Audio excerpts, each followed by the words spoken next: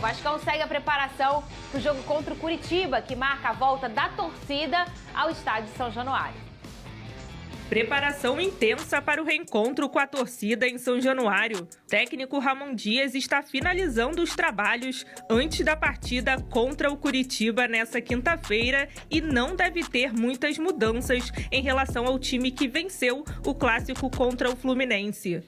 No elenco, o clima é de otimismo e foco para manter o embalo no retorno do Brasileirão. A gente sabe que a torcida está com a gente sempre, ela sempre vai estar junto. Então, estou muito ansioso. Já durmo pensando já no ambiente que vai estar, no caldeirão que vai estar. Tenho passado isso para os meninos que ainda não jogaram aqui. O Medel, principalmente, ainda há pouco estava falando para ele como que vai ser o ambiente aqui.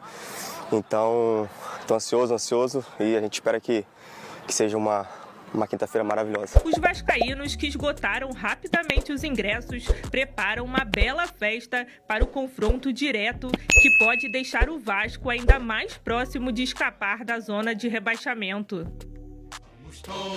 E o Rossi, carinhosamente chamado como Búfalo, ele jogou muita bola na partida contra o Fluminense, começou como titular, fez um belíssimo primeiro tempo.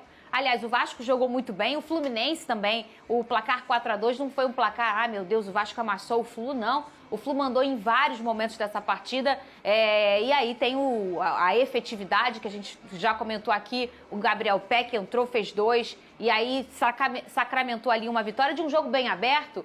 E agora, Pedrosa, o Vasco que vai voltar a jogar em São Januário com sua torcida. Olha, lá o dia que eu fiz a locução, o pessoal do Vasco foi na cabine, né, para fazer orientação e tal, tudo mais. E tinha um menino que entrou no Vasco em maio.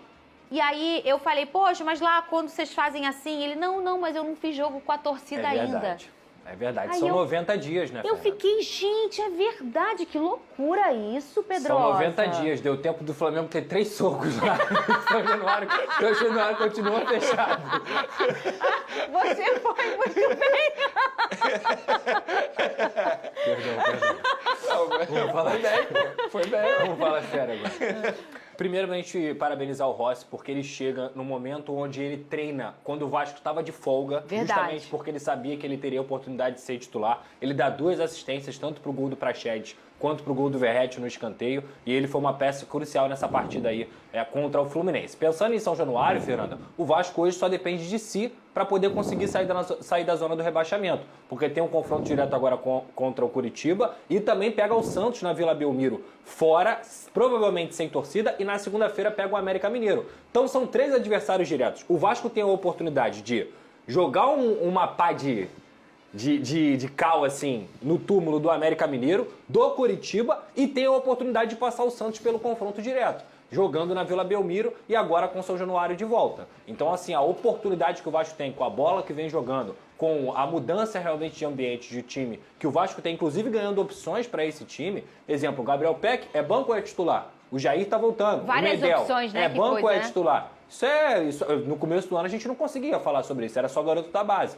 Então, acho que o Vasco tem tudo para poder sair dessa situação difícil, que é o primeiro objetivo. Falar em garoto da base, a gente vai falar do nosso garoto francês aqui. Não sei se você viu na matéria lá da França sobre o Payet e seu jogo no Newton Santos.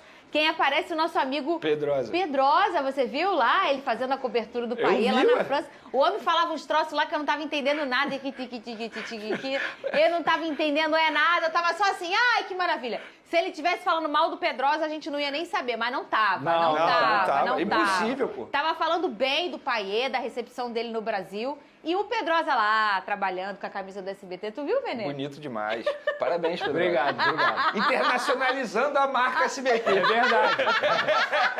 Tem gente que bota placa na Premier League, faz um monte de coisa. Aqui não, aqui a gente trabalha. Aí acontece, entendeu? Trebian. Nunca, eu vou perguntar pra quem é a careca aí. Tua careca já foi vista na França, meu camarada? Nunca, pô. Se o São Paulo estiver vendo... Ô, Venê Casagrande, o Vasco, o Pedrosa já trouxe, olha, no próximo jogo são 3 confrontos diretos, jogos importantíssimos para o Vasco. O Vasco está trilhando bem esses encontros e no meio do caminho tinha um Fluminense, que não era um confronto direto, mas era um clássico regional e acabou até tirando 3 pontos de um confronto que talvez podia se esperar um empate ali, pelo momento do Fluminense, né? Pelo time que o Fluminense tem. E o Vasco foi, e na minha opinião, esse é o jogo.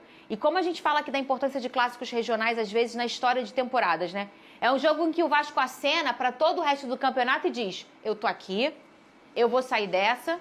E talvez se eu tivesse chegado antes, com essa situação que eu tô, eu não tava nem brigando por isso. Não, é o jogo que confirma a nova cara do Vasco na temporada 2023, que se alguém tinha dúvida, agora não tem mais. Que, de fato, o trabalho é totalmente diferente e que o Ramon tá no caminho certo. Sobre os 3 próximos jogos do Vasco, assim, não é exagero dizer que o Vasco tem condição de vencer os 3. Vamos lá, é Curitiba, mas quem? Isso, América Mineiro e Santos. Isso. 3 confrontos diretos. É super tranquilo você falar assim, ó, o Vasco tem condições de vencer os 3 próximos jogos. E se fizer isso, são 9 pontos contra adversários diretos ali na briga pela queda para a Série B.